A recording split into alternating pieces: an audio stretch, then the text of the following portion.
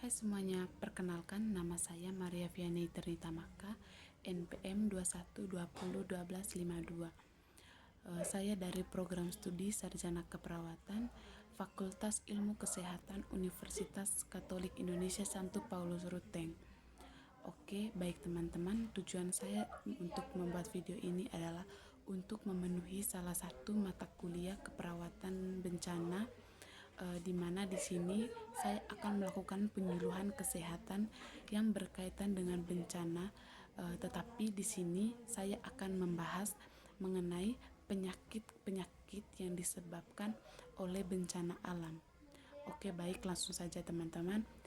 Di sini saya akan membahas mengenai penyakit kulit yang disebabkan oleh bencana alam.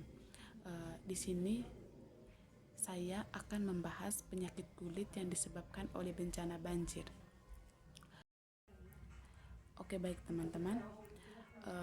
Sebelum saya membahas mengenai jenis penyakit kulit, ada beberapa faktor pemicu yang menyebabkan penyakit kulit tersebut. Yang pertama itu kotoran atau bakteri dalam air banjir. Yang kedua, kondisi lembab atau basah yang memfasilitasi pertumbuhan jamur dan bakteri. Yang ketiga itu kontak dengan bahan kimia berbahaya. Yang keempat itu stres dan kelemahan. Oke, baik.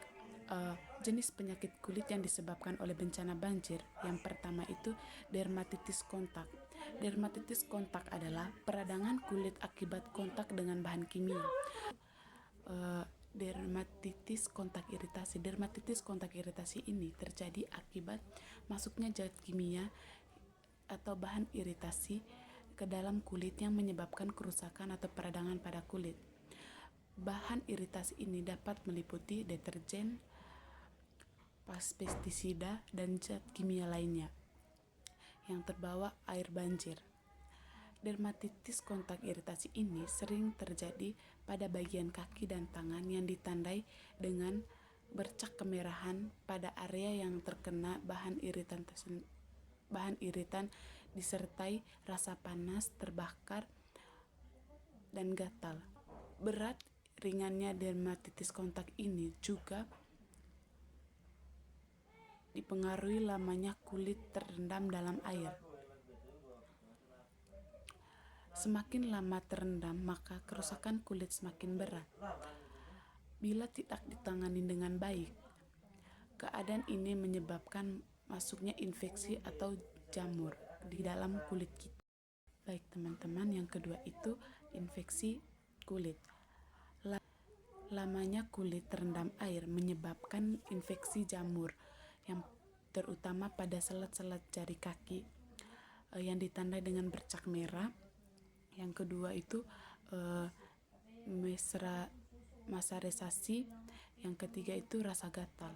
Untuk mengatasi itu semua, di mana di sini harus menjaga kondisi kulit dalam keadaan kering, dan pemberian obat anti jamur harus diberikan secara tepat mengingat indikasi obat anti jamur yang berbeda-beda.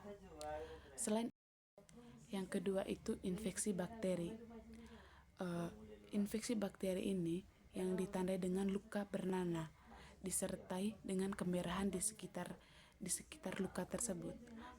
Bakteri yang paling sering menyebabkan infeksi kulit ini adalah kuman. Oke, baik, perawatan luka infeksi ini harus dilakukan secara tepat dan dengan antibiotik, terutama pada pasien dengan gangguan sistem imun seperti diabetes mellitus, usia bayi, dan usia lanjut. Oke, baik teman-teman, gejala yang ditimbulkan akibat penyakit kulit. Yang pertama itu gatal dan kemerahan kulit. Yang kedua ruam dan bintik-bintik. Ketiga kulit bersisik dan berkerak. Yang keempat demam dan menggigil. Yang kelima nyeri atau pembengkakan. Baik, pengobatan untuk penyakit kulit tersebut, yang pertama itu cuci kulit dengan sabun dan air bersih. Yang kedua, gunakan krim atau anti jamur atau antibakteri. Yang ketiga, konsumsi obat alergi kulit. anti alergi atau obat alergi kulit bagi yang mengalami alergi pada kulit. Yang keempat, lakukan perawatan kulit dengan dokter. Kelima itu istirahat yang cukup dan menjaga kebersihan. Pencegahan yang paling tepat untuk mengatasi penyakit kulit tersebut, yang pertama, cuci tangan dengan kaki secara teratur. Yang kedua, gunakan sepatu atau pakaian yang kering. Yang ketiga, hindari kontak dengan air banjir. Yang keempat, gunakan pelindung kulit atau sarung tangan, bisa juga masker. Yang keempat, konsumsi makanan bergizi dan olahraga.